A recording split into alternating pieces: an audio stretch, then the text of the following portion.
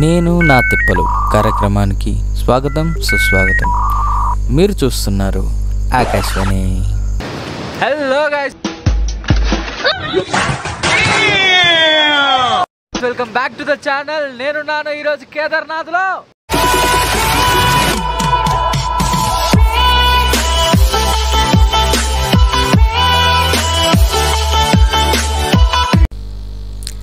Guys, April 29న నేను, నాకు తెలిసిన కొంతమంది అంకుల్స్ అందరం ఒక కారు మాట్లాడుకొని ఢిల్లీ టు కేదార్నాథ్ అయితే బయలుదేరాం.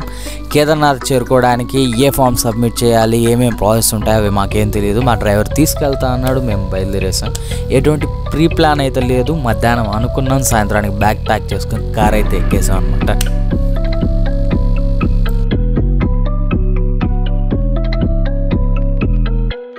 బయలుదేరిందే ఈవినింగ్ కావడంతో కాసేపటికంతా లైట్ ఫాల్ అయిపోయింది. సో బేసికల్గా నేనేం షూట్ చేయలేకపోయాను.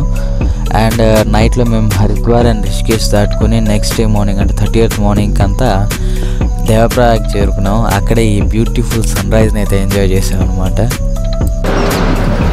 ఈ ఉషా కిరణాలు క్షీర తర్వాత నాకు రాదు.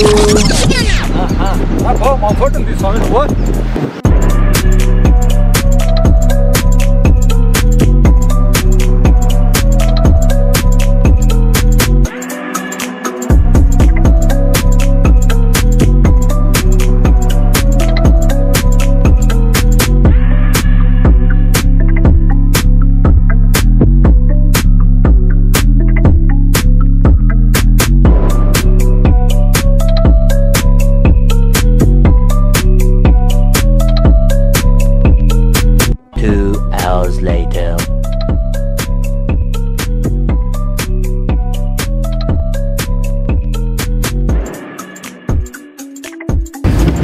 సేనా ప్రజెంట్ వేసుకో.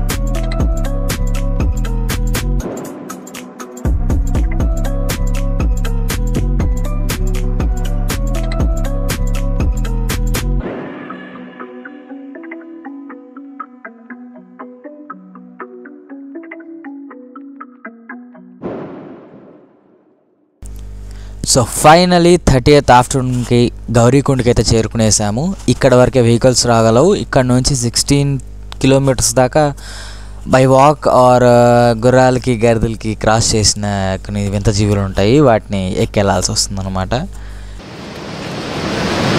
అమ్మా, ఈరోజు మనము కేదార్నాథ్ తిరిగేసి వస్తాము. లొకేషన్ అయితే సూపర్గా ఉందన్న.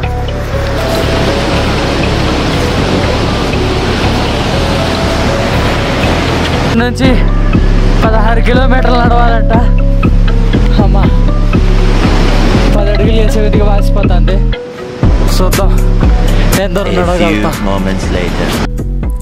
ఇంత దూరం వచ్చాక మాకు షాకింగ్ న్యూస్ తెలిసింది. ఆ షాకింగ్ న్యూస్ నుంచి తేలుకోలేక వీడియో షూట్ చేయడం మర్చిపోయాను. పైగా వాన్ అయితే వితౌట్ వార్నింగ్ దాన్ని చేసిందనమాట. సో కెమెరా ప్యాక్ చేసి బ్యాగ్లో పెట్టుకోవాల్సి వచ్చింది.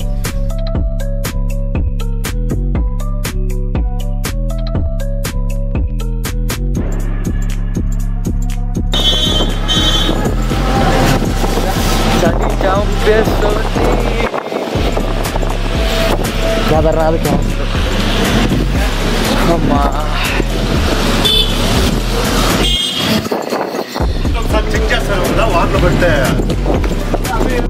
సో గైస్, కేదార్నాథ్ యాత్ర కాస్త దెబ్బ వేసింది.